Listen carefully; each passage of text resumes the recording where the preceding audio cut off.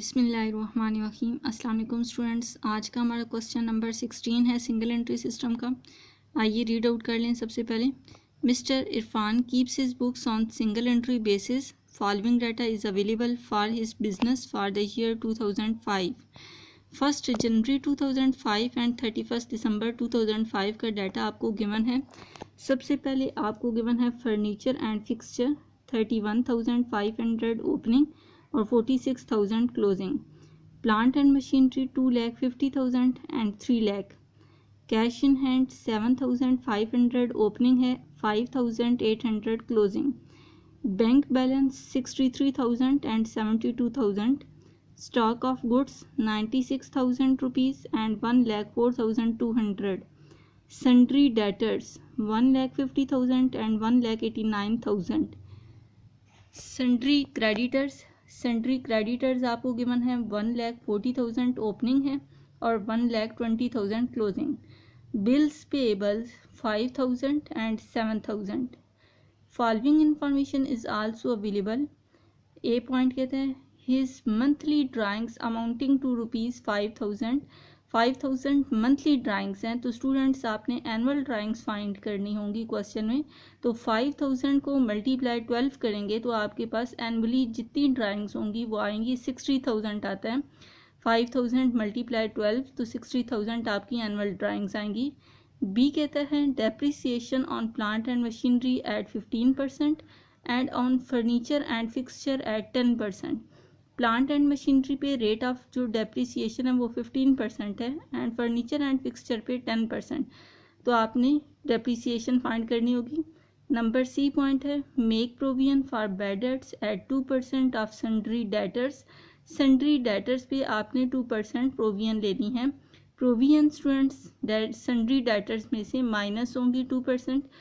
Requirement है prepare the statement of affairs as on 31 December 2005 and B requirement है prepare the statement of profit and loss for 2005। आपने 2005 के लिए एक तो स्टेटमेंट ऑफ अफेयर्स बनानी है स्टूडेंट्स। इस क्वेश्चन में ना ओपनिंग कैपिटल गिवन है ना क्लोजिंग कैपिटल गिवन है, तो आपने ओपनिंग स्टेटमेंट ऑफ अफेयर्स भी बनानी है और क्लोजिंग स्टेटमेंट ऑफ अफेयर्स भी बनाएंगे। इसके बाद आपने बी रिक्वायरमेंट फाइंड करनी है statement of profit and loss, और फिर statement of profit and loss बनाएंगे। तो आइए सबसे पहले न्यूमेरिकली इसको सॉल्व कैसे करना है देखते हैं। सबसे पहले स्टेटमेंट ऑफ प्रॉफिट सबसे पहले स्टेटमेंट ऑफ अफेयर्स बनाएंगे। ओपनिंग स्टेटमेंट ऑफ अफेयर कैसे बनेगी, हेडिंग्स देख लें। मिस्टर इरफान फर्स्ट लाइन पे, सेकेंड लाइन पे statement of affairs and third line पे एज ऑन 1 जनवरी 2005। 4 कॉलम बनेंगे। सबसे पहला है एसेट्स रुपीज़, लाइबिलिटीज़ रुपीज़। पहला एसेट है cash in hand 7,500 opening asset है। ओपनिंग बैलेंस इसका है 7,500।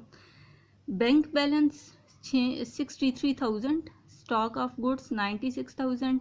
Sundry debtors 1,50,000। Furniture and fixture 31,500। Plant and machinery 2,50,000। Liability side पे आए तो लाइबिलिटीज़ देखें। सन्ड्री क्रेडिटर्स 1,40,000 ओपनिंग लाइबिलिटी है। Bills payables 5,000। एसेट्स का टोटल करें और लाइबिलिटीज़ का भी टोटल करना है।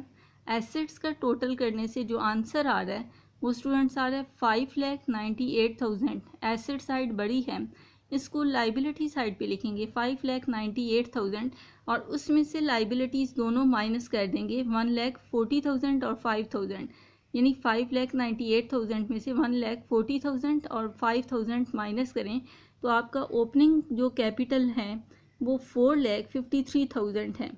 4,53,000 आपका ओपनिंग कैपिटल है। नेक्स्ट आपने क्लोजिंग स्टेटमेंट ऑफ अफेयर बनानी है। तो क्लोजिंग स्टेटमेंट ऑफ अफेयर के लिए जो डाटा आपने क्वेश्चन में दिया गया है उसके मुताबिक क्लोजिंग स्टेटमेंट ऑफ अफेयर कैसे बनेगी। सबसे पहले हेडिंग्स होंगी मिस्टर इरफान, सेकेंड लाइन पे second statement of affairs and third line पे एज ऑन 31 दिसंबर 2005।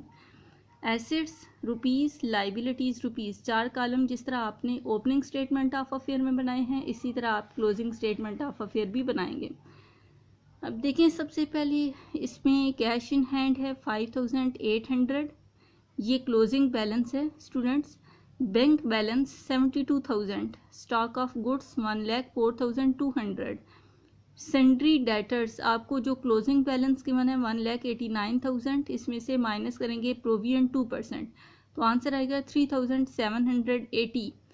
3,780 अब माइनस करें तो आंसर आएगा 1,85,220। ये आपका नेट आंसर है जो कि आउटर कॉलम में आप लिखेंगे। फर्नीचर एंड फिक्सचर 46,000 है, इस पे जो रेट ऑफ डेप्रिसिएशन है वो 10% है। माइनस करेंगे डेप्रिसिएशन 46,000 में से 10% इसका माइनस करें तो 4,600 आता है, यानी 46,000 का 10% लें तो आपका आंसर आएगा 4,600। 46,000 में से 4,600 माइनस करें तो नेट आंसर आएगा 41,400। नेक्स्ट एसेट है plant and machinery. Plant and machinery की जो वैल्यू गिवन है क्वेश्चन में वो 3 लाख है। 3 लाख का आपने रेट ऑफ डेप्रिसिएशन जो गिवन है क्वेश्चन में 15% है, तो माइनस डेप्रिसिएशन 15% माइनस करें। पहले आप 3 लाख का 15% लें तो आंसर आएगा 45,000।